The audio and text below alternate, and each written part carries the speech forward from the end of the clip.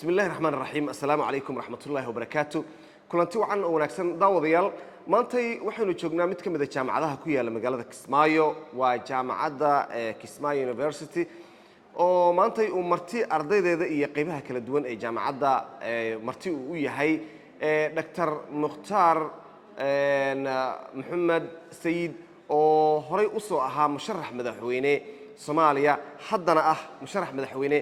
isla marhaantana waxa uu doonayaa maantay in halkan khudbad dhinacyo badan taabanaysa oo diini u badan iyo sidoo kale isdhexgalka bulshada iyo arrimaha islaamka ku saabsan uu halkan doonayo inuu maanta kula hadlo arday badan oo ka mid ah ardayda wax ka bartay jaamacadda iyo qaybaha kala duwan ee mas'uuliyiinta jaamacaddan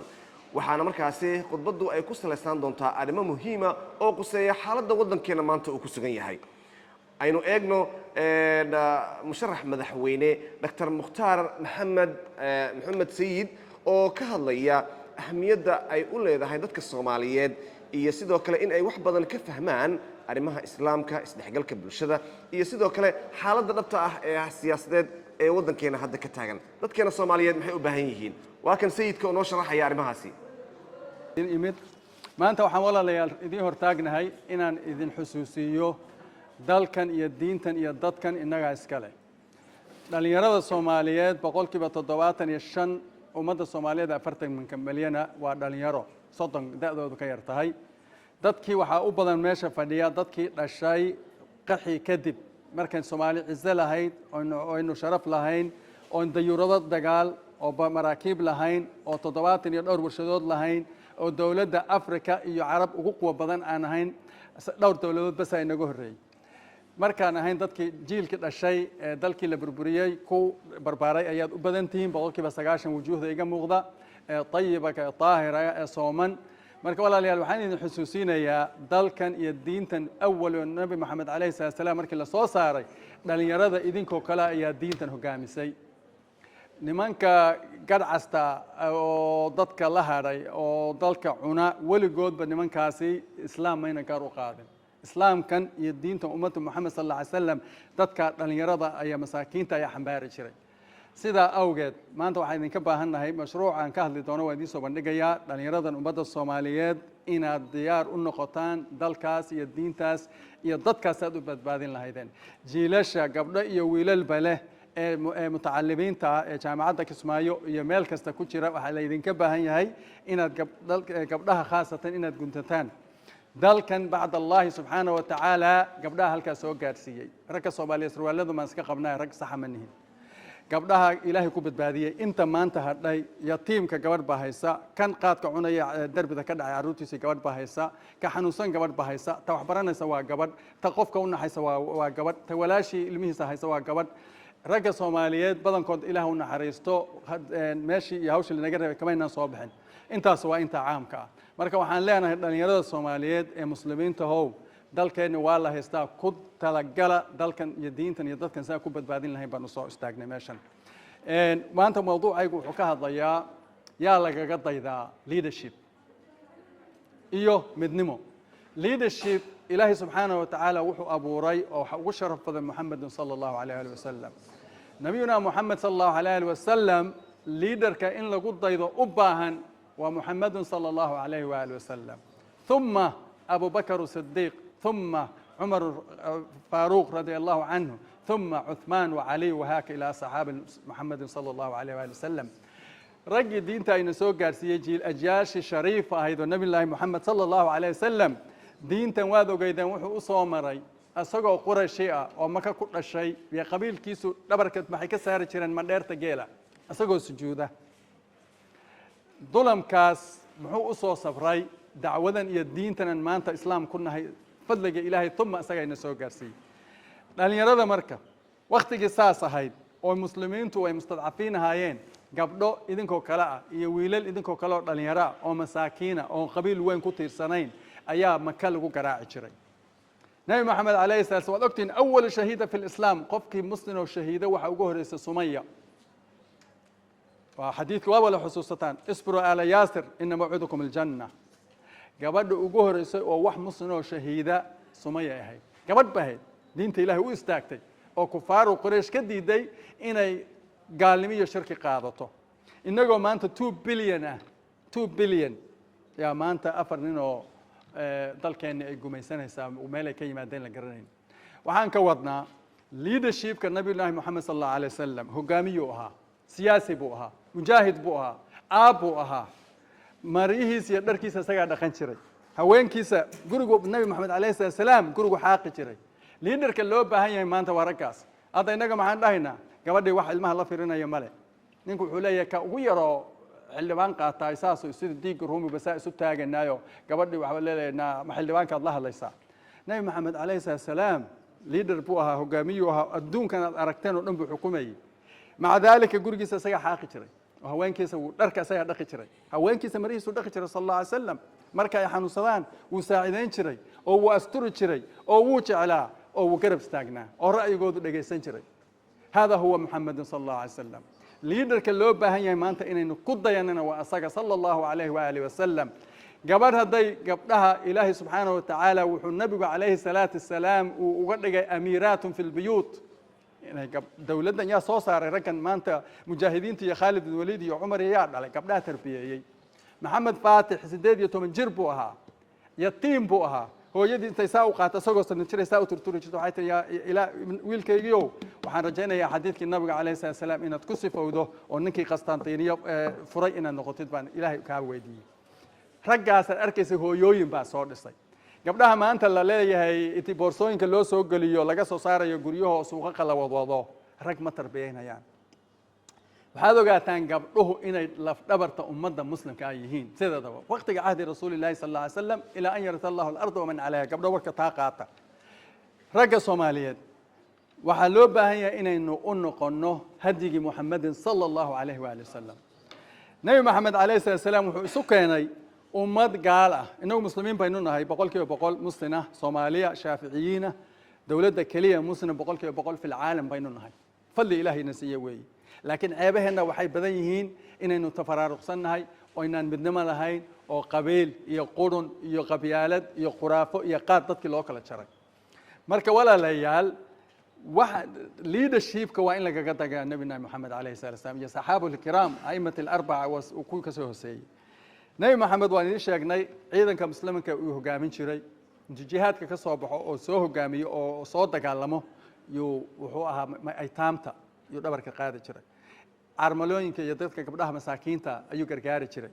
gurigiisa ayuu dhaqi jiray ma ahayn nin is-ataaburiyo oo mutakabira ma ahayn maanta waad arkaysaa iska daa nin madaxe imaam masjid haddaad damacdin inaad aragtid waxay kugu qaadanaysaa dhowr usbuuc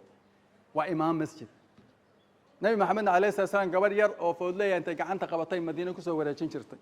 oo u sheekayn jirtay oo kolba wax dhihi jirtay oo islaam duqa iska istaajin jirtay marka leadershipka saxda ah waa qofka u sabra shicibkiisa og waxay ku nool yihiin nabi moxamed sal allahu alay wasalam weligii raashin kama dhargin ummaddiisoo baahanna weligii wax ma cunin halkaa intuu ku soo xidho suun dhagax buu caloosha saa ugu xidhan jiray gaajo darteed waxaa dhacday nabiga moxamed sal allahu alay wasalam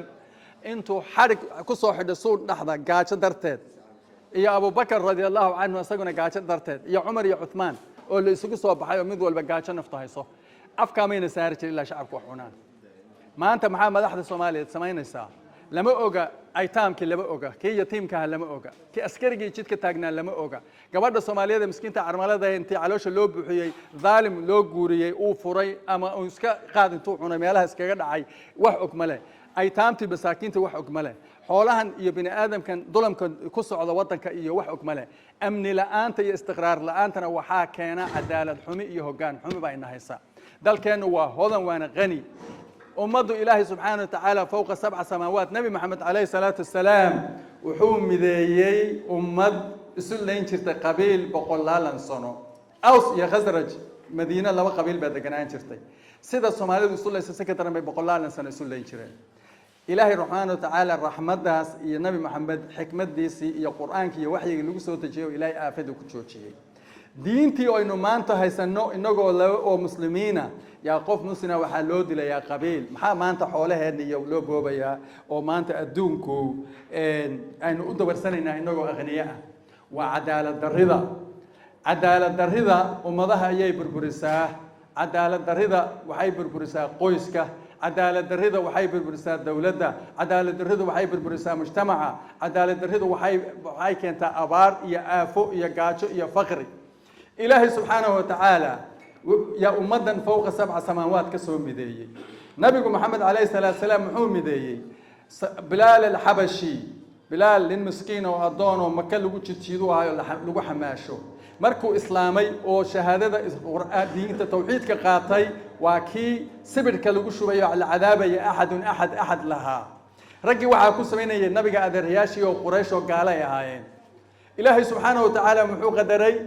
abu bilaal inuu noqdo sayid almuslimiin. abu jahl iyo abu lahab iyo walid bin muqiira raggii mujrimiintahaa ee qureysheed ee tawaaqiidahaa jahannamo inay galaan buu ilaahay adduunka ugu bisheeray. jahannamayna ku jiraan. bilaalla asagoo adduunka joogo xabashi oo madow oo miskiin oo qaxootiya iyo sayid almuslimiin noqday oo janno loogu bishaareeyey.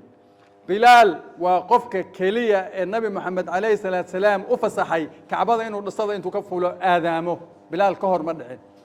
kadibna ma dhicin. madaxdeena miyay ka maraysaa ciidankooda iyo waxa ka socda? nin walba wuxuu doonuu liqayaa, wuxuu doonaa la dhacayaa, dalkii baa la waxaynayaa. wasiiro waxaa la keenayaa musawara oon ilaahay aan ka cabsanaynin, oon wadaniyiin ahayn, oo jawaasiisa. xildhibaanada waxaa la iska soo hormarinaya kulba kuu ka xun yahay ilaa man raxima rabbi. waxaa dalkan hakaa dhigay ayay ka mid tahay nabi maxamed calayhi salaatu wasalaam. ilaahay subxaanahu watacaala muslimiinta wuxuu ku mideeyey fowqa 7 samaawaat inama almu'minuuna ikhwa. wuxuu ilaahay ku mideeyey yaa ayuha annaas inaa jacalnaakum shucuuba waqabaa'ila litacaarafuu ina akramakum cinda allahi atqaakum. kama helaysid qur'aanka reer hebel baa laandheero ah, quraysh baa haashimi baa laandheero ah, daarood baa laandheero ah, cid kalea laandheero ah. kama helaysid qur'aanka. muslimku waa isku cirdi, waa isku diin, waa isku qofka muslimka ah. haddaan maanta gabadha xanuunsato soomaaliya meesha ugu dambaysa, qof kasta oo muslim oo Soomaaliya ama qof kasta oo muslim adduunka ku og oo arrintan inuu ka xanuunsan loo baahan yahay. muslimku waa isku hal jeed, waa hal. hadda suulkaas hadduu caawo ku xanuuno jirkaaga inta kale xanuunka dareemaysa. waad garanaysaa xadiidkii saxiixa sallallahu alayhi wasallam. nabigu marka wuxuu ahaa wuxuu ku mideeyay dadkan cadaalad, cadli iyo insaaf ayaa ummadan midayn kara. ummadan waxaa midayn kara diinu muxamedin sallallahu alayhi wa alihi wasallam. nabigu calayhi salaatu salaam caadil buu ahaa oo amni iyo istiqraar ummadda u hogaamiya. nabigu calayhi salaatu salaam wuxuu ahaa nin basiit oo humble ah oo mutakabir ahayn oo miskiina oo casiiza oo ilaahay subxaanahu watacaala ikraamay. laakiin ilaahay muxuu siiyey raxma. wamaa arsalnaaka ilaa raxmatan lilcaalamiin. raxma khuluquhu. waad ogtahin almu'miniin sayidina caaisha waxay tiri kaana khuluquhu khuluqu lqur'aan bay tiri. nabigu calayhi salaatu salaam qur'aan socda ayuu ahaa. marka walaalayaal waxa aan sheegayno waa wala ogtihiin gabdho iyo wiilalba iyo dadka culimada ah ee dakaatirada ee sharafta leh meesha fadhiya. nabi maxamed wuxuu dhisay ummad kaamila. madiine markuu tagay oo ka qaxay maka oo maka oo ku dhashay laga eriyey, nabigu calayhi salaatu wasalaam maka intuu saa u soo jaleecayo wuxuu yidhi innaka bilaadi axabullahi bilaadillahi baan yaan kugu jeclahay makaay. maana kaa bixin haddayn ehelkaa ay bixinin. yaa bixinayay ilma adeerayaashii. hadda maanta ninkii wadaad oo muslim la arka waxaa laleeyahay waryaa wadaadkan garka dheer international community ya gaala miyay ku wadataa? gaal goormuu wax goyn jiray? ilaahay baan ku dhaarshay maalintuu gaal wax gooyey. cinda allaahina waxba kama aha. adduunka gaalada ku nool cinda allaahi janaaxa bacuuda kama aha. bilyanska lacagta ay haystaan iyo waxay doonaan haystaan, weligoodna muslim iyo gaal adduunka ayaa iyaga la siiyey. jannatul waxa weeyaan sijnu lmu'mini waa adduunka, wa jannatu lkaafir waa adduunka. laakiin inagun baa hogaamin jiray weligood iyo allahood min yowmi muxamedin sala allahu alayh wasalam. 200 oo sano ayay muslimiintu daaqada ka baxeen. maxaa daaqada inaga saaray? cadaalad xumo, xukun jacayl, dad aan xukunka u qalmin oo la isu soo hormarinayo, dad aan ilaahay ka cabsanaynin. ilaahay subxaanahu watacaala asaga muslimiinta fowqa 7 samaawaat ka mideeyey, bal gabadhiisa kufsanaya ma nin kalea daryeelaya. gabdhaha adduunka ugu sharaf badan buu ilaahayna siiyey oo cafiifaata oo taahiraata oo tayibaata oo sabr badan buu ilaahayna siiyey. laakiin raggii gabdhahaas ilaahay ugu talagalay away. gabdhahan jannadu baad ku helaysaan insha allah. anu rag meesha kuma arkeen. soomaali rag ma hayso. waa run baan idiin sheegaya, rag waa xanaaqina. sababtoy tahay gabadh Soomaaliyeed nin kasta oo Soomaaliya gabadha Soomaalidu maxram baad u tahay inaad cirdigeeda iyo sharafteeda iyo diinteeda difaacayaa loo baahan yahay markaynu inagu gabdhaheena guriga ka saarayno oo aynu kubsanayno oo aynu dilayno oo walaalkeed dilayno oo ninkeedii aad dilaysaan oo reeba lagu dilaysaan oo gabdhaheena abasay awwal marra fil hayaat gabadh Soomaaliyeed boysan noqoto oo khaliijka ka shaqayso dadkii aynu quudin jirro raashinka siin jirro raggeed inaga sameynay waxa keenayna waxa weeyaa waa madaxda dulliga ah in ilaahay ka cabsanaynin ee khaa'inu watanka ee khaa'inu diinka ee khaa'inu cirdiga ee reeba lagu daba taagan yahay Soomaaliyay unitugu iyo midnimadu inaga ayay nagargaartaa ilaahay subxaanahu wa ta'ala wa'tasimu bihablillahi jamii'an wa la tafarraqu bihi waxaan idin sheegayaa dalkan ilaahay looga cabsado oo ninka macallinkii ilaahay uga cabsado ardada oo maamuluhu ilaahay ka cabsado oo dhakhaatiirta dadka dawooyinka sunta u qaybinaya ay joojiyaan oo ilaahay ka cabsadaan oo kuwa raashinka dhacay keenayo waxaad ogaataa waxay ka go'antay gurigaaga iyo carruurtaada حاران نبي عليه الصلاة والسلام وحولي أيما لحم نبذت في النار في الحرام النار أولى بها هلب كستاء حرام كوكر جهنم قدام بيس حولها أيتام تلدعيو إلهي سبحانه وتعالى وحولي إن الذين يأكلون أموال اليتامى ظلما إنما يأكلون في بطونهم نارا وسيصلون سعيرا نينك صوماليا مدح صوماليا كأ مدح ذا لقب الله إلا قدومياش وهو كان حاران عنوينا أيو وزاردها قبيل كلقى سوب وحيو وقيس أحرا oo khaa'inimada ragga shaqada lagu geenayo gabdhaha lagu geenayo oo lagu geenayo war qofkan muxuu yaqaanaa ma waxbarasho yaqaanaa ma khaa'in watan ba ma muslim ba ma saalix ba wa aniga wasiir reehbelo afar nin oo reehbelo jaahiliina inaad xafiiska ku soo xidhatid kadibna inta lugaha isa saartaan oo gabadh iyo wiil saa loo horbarsiya la dhaho 4.5 baa la igu keenay dulamka iyo cadaalad darrida waxay ka socotaa madaxda Soomaaliyeed iyo shacabka Soomaaliyeed madaxdan inaga timid hawada kama soo degin hal nin oo madaxweynuhu hawada ka soo degay miyaa jira nin walba wuxuu ka soo dhaxbaxay shacabku marka inuu ilaahay ka cabsado dib la isugu noqdo weey kama antum yuwalla alaykum sida aatihiin un baa madax la idinka soo saaraya marka madaxweyne islaama waxa la idinka rabaa inaad idinku madaxdan rag bay wala shaqeeyaan rag bay wala jawaasiis bay u badan yihiin guddigood waa jawaasiis waa markaan runta wax hadlo anigu shisheeyaa loo shaqeeyaa xoolaha Soomaaliya laga dhacay Nairobi iyo Kenya iyo Turkiga iyo waxa la geeyaa Imaaraadka حتى حولها دعيان ذلك جلين مهيان ظلم ك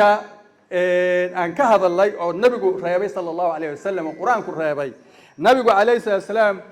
إسكوس بدي ما هنو شلما ما أورو سنشرين أساق أوكا النبي ولي محمد نولي مدرجين عليه الصلاة والسلام صحابة دي سنة هل تساسو كلها هاي أبو عيدا كراشين وحسين شري وقفي عن أساقنا وحونا خبز إنجين عمر بن الخطاب يا رضي الله عنه وحول الراشي أمير كنا راشي عيدا كراشين كودا يتصل نبي عمر وحول عيدا كراشين كونا يبلها الله أي كانوا ما شاء الله عيدا كراشين في عن أمير كنا راشين كنا أي كان بالي خبز عن شراء إنجان أو قلا شيء أو قلا شيء ده يو أمير كنا ما أنت نيك سوماليا أو مدحوينا أما مال حكومة أو عيدا كيسو باهنا سووا على شو بوحنا يجدوا قد برور لا ولا دقائق الله ما دركت ما الصومالي عدالة سيل وجهه يا عسكري وكو إلالنا يمركو باهن يا ذوق دركيس مركا أدنك عسكري درجة لها دلك إلالين لها اللي قلت لك اللي أتريه بل أنت تذكر أدمت كلاه إن ذلك أو مفسدات كينس عدالة دي أمري قادر هذين السن يحصلان تحقيق إيمان الساعة أجندني وحاس أو النبي الله محمد صلى الله عليه وسلم عدالة أيو كرّه حديث صحيح أو النبي عليه الصلاة والسلام نبي الرحيم بوها midnimadan ka hadlayna waxa noogu muhiimsan oo nabiga kaleey salaam ummadan uu ku mideeyay waa quraanka iyo sunnada qofka madaxda ah mas'uuliyad waxa saaran aan cid kala saarayn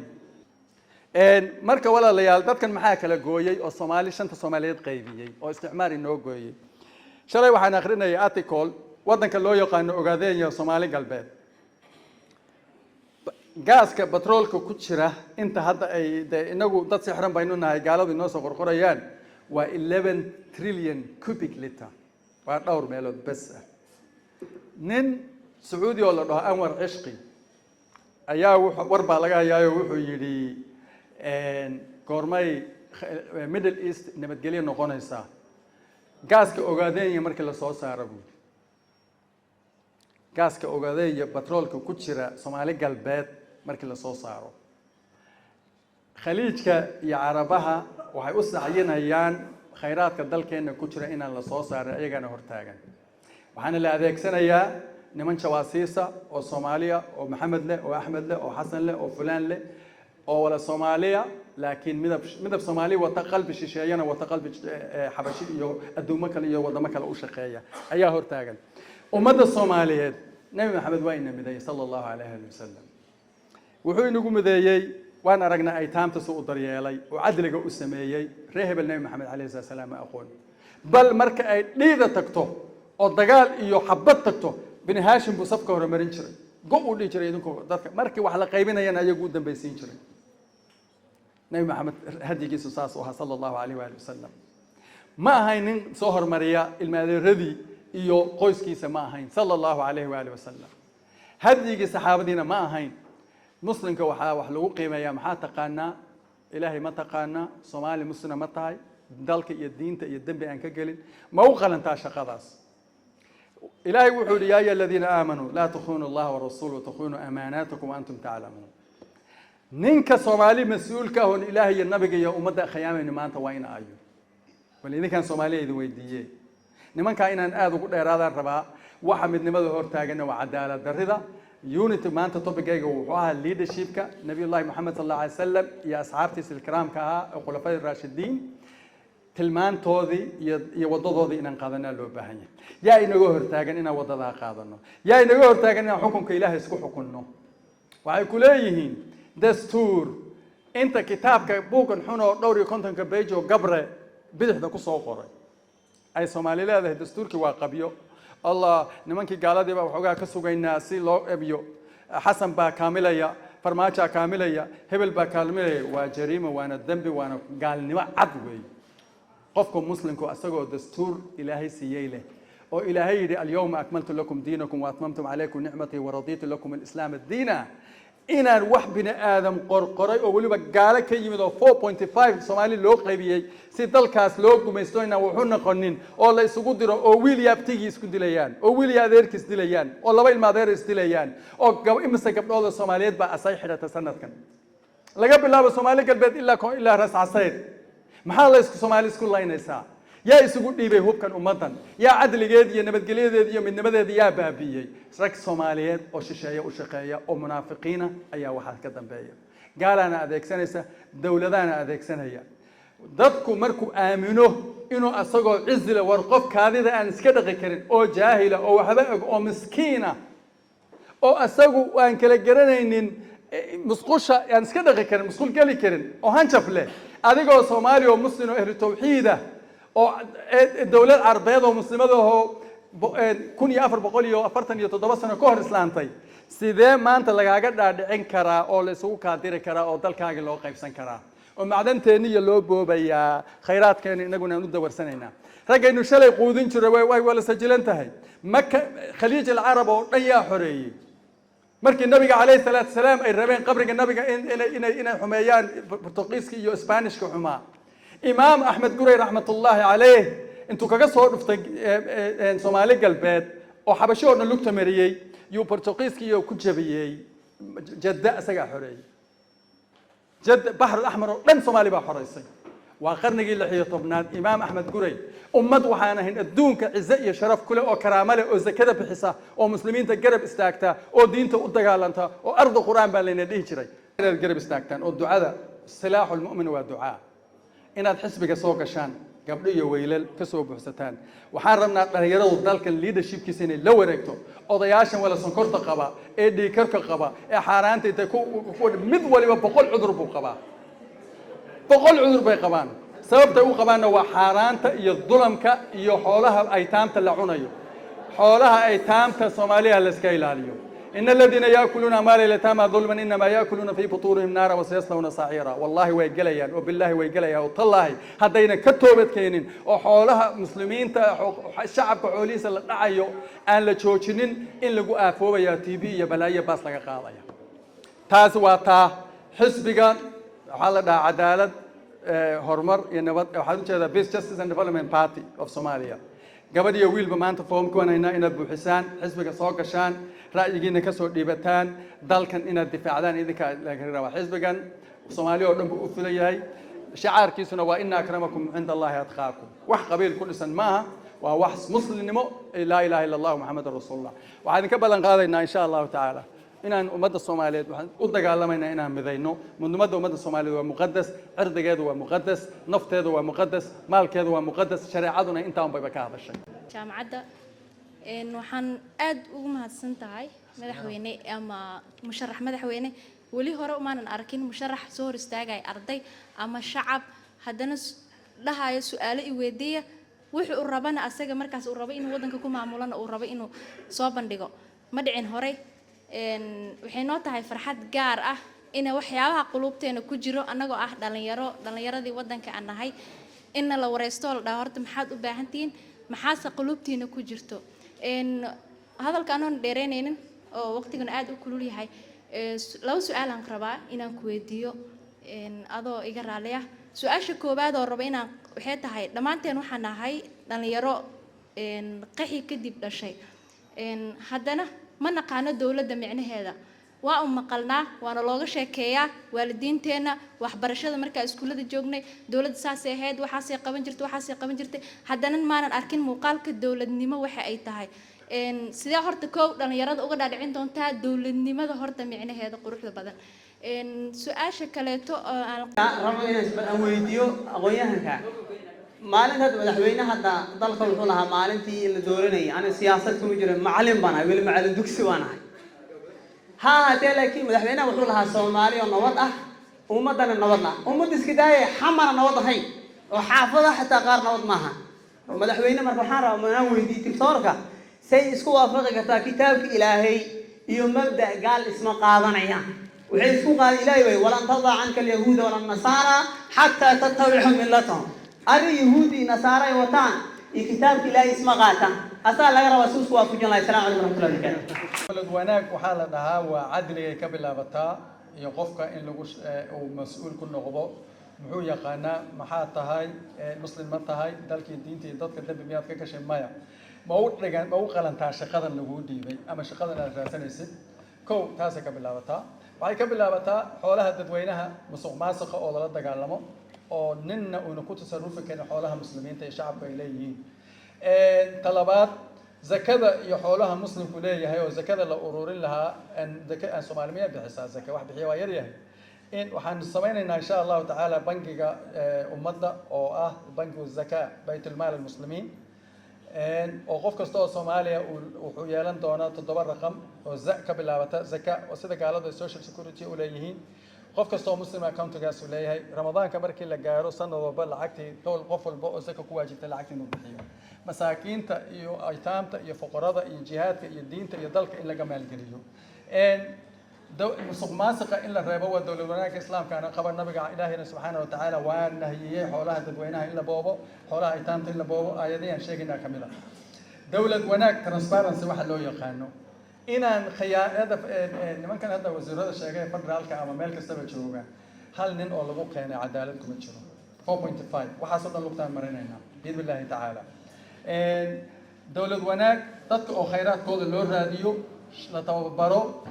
dadka amni la siiyo istiqraar Soomaali la mideeyo oo intii Soomaali oo dhan la midoodo la walaalo shuushka laga saaro inagoo walaalo Soomaaliya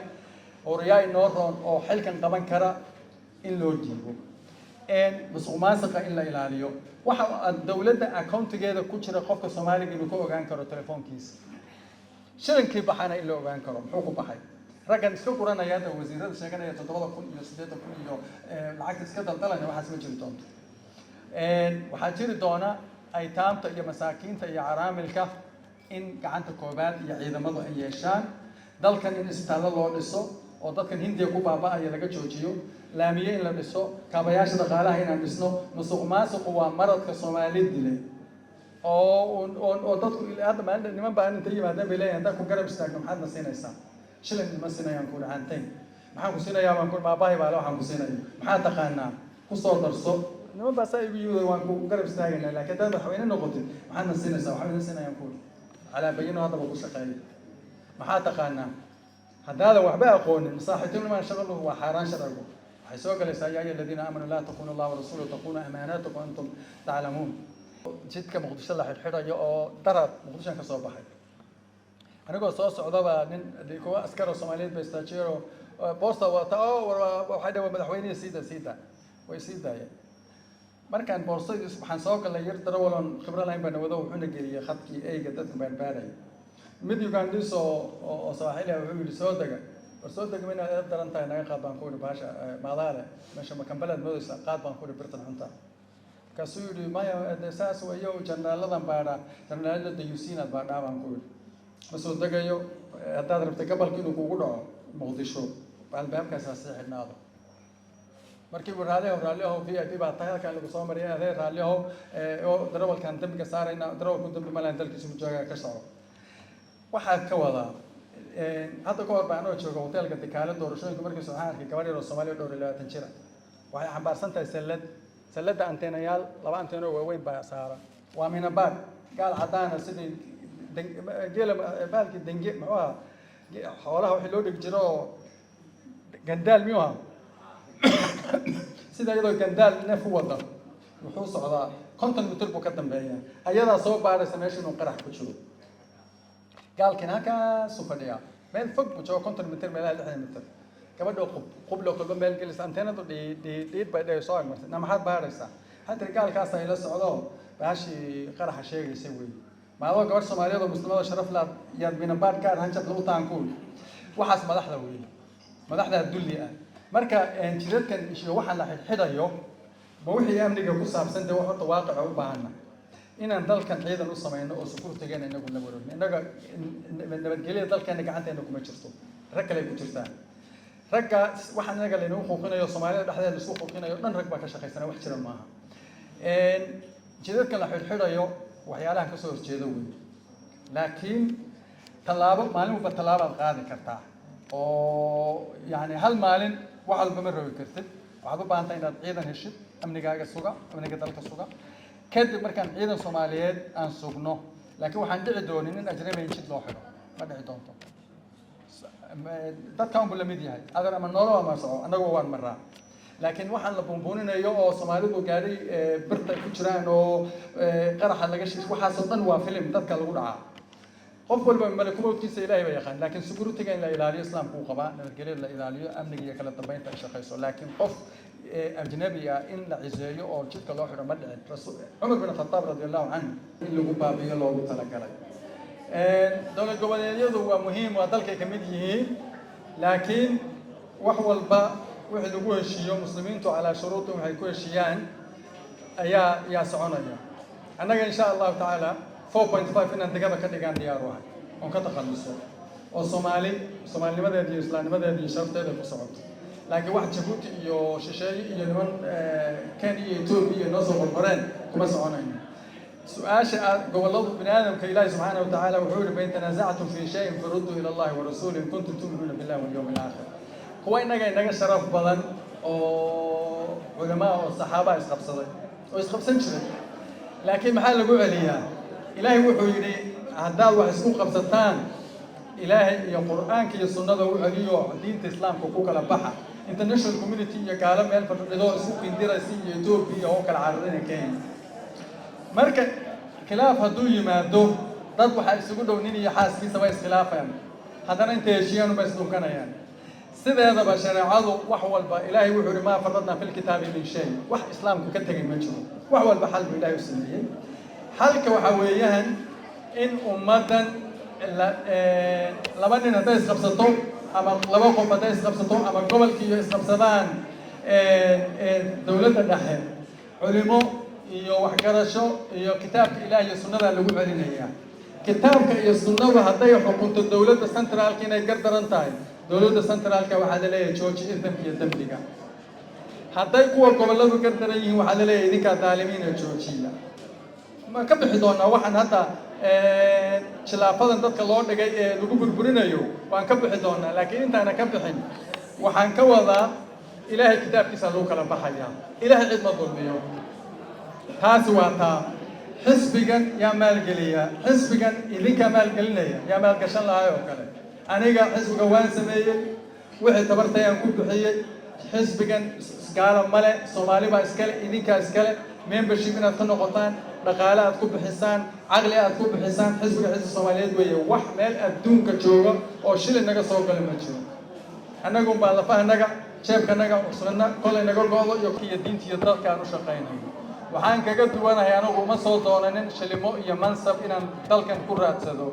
aniga shaqadaydii oo dhakhtar oo ciyaado leh ka soo tagay وعروض يا حاسي كسو تجي وحين وقصو تجي دلك جديدة هنا بدبادية سكوتة يا أنت تبرتيدا وحين دلك وحاطري دور الشو محاكاة قرشيسان دور ديمقراطي سومالي أرض ديمقراطي نماها واحد ديمقراطي اللي قام وقع سنة إن شاء الله أرض مبتشر ديمقراطي هو دبر قالوا ضوء كمسلمين تقول له قوية الله داوي حتى ديمقراطي كان الصحة إسلام كان إسلام هو أمر مشورة النبي محمد عليه الصلاة والسلام يا وحالي فشاورهم في الأمر فإذا عزمت فتوكل على الله أنا وحايقولكم أن نسميه ضد مسلمين صومالية وعلماء ومثقفين وفني كستكون تخصصين نسوسه ورجنه ووحي أنو باهنو ذلك سوق عن أمر مشورة وعلنه والله تشنه كذبنا استخارة إنتان تكون إلهي وخلاص أرنو نغاتشنه كسو صار يتا أنا وكما كسور شيئا لكن tan hadda xasan sheekh uu ku hoos marmarsanay oo leeyahay doorasho qof iyo cod baan qabanaya kama jiro beenti xasan sheekh wuxuu rabaa inuu dalkan ku darsado 2 sano ka badan inuu waliga meesha iska fadhiyo rabaa taasna cid ka yeelaysa ma jirto haday runtii tahay aniga asaga intaan sanduuq dhigano xamar aan soo istaagna haday runtii tahay oo nasiihan tahay kuma dhaco ma ogolo marka waxa weeyaan horta dalkan inagu sama talino waxaan ilaahay weydiinaynaa subxaanahu wa ta'aala inaan gaadhno maalintaas dalkan aan gaarsiino qof iyo cod inay ka dhacdaan maslaxa ay ku jirta oo laga leexdo doorashada dadban laakiin doorashadii dadbanayd dalku hadda wuxuu marayaa dagaal buu qarka u saaran yahay dalkii waa kala go'an yahay ninkaasi su'aashii weydiiyay baan xusuusto oo wuxuu yiri dawlad goboleedyada iyo adiga haddaan iskhilaaftaan saad ku xallin lahayd dadka shacabka Soomaaliyeed ee dawladda federaalkii dayuuradaha ay dagaalka ku hayso oo gadal laga joojiyay dayuuradihii oo baar dheer laga joojiyay dayuuradihii oo Jubbaland oo dhan laga joojiyay dayuuradihii iyo itisaalka maalin dhaweed gabadh inay umul raacdo waan ognahay diyadeedana waxa laga rabaa madaxweynaha federaalka Xasan Sheekh Maxamuud iyo Xamza laga rabaa ilaa dalka ayaga xukuma Xasan Sheekh baa gabadha dhigeeda lagu leeyahay ilaa yawm al-qiyaama qof kasta oo dhibaato ku mutaysta oo Soomaali oo xasaar la saarayana ayaga mas'uulka waxaas ma ka soo jeedaan mana ogolaanayno marka waxay tahay su'aalihii intaas ayay ku egyihiin